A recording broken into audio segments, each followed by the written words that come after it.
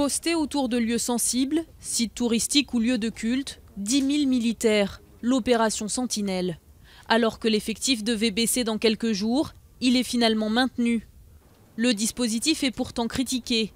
En juin, un rapport parlementaire l'a même jugé inadapté, son effet modéré. Les attentats du 13 novembre, les militaires de l'opération Sentinelle ont été efficaces. Ils ont sauvé des vies en établissant un périmètre de sécurité. Maintenant, la plus-value sécuritaire du fait d'avoir des patrouilles de militaires qui circulent dans les villes, qui apportent une certaine...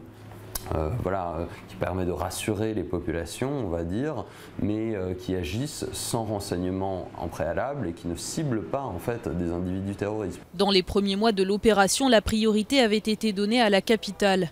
Désormais, en période de vacances, les militaires pourraient être redéployés.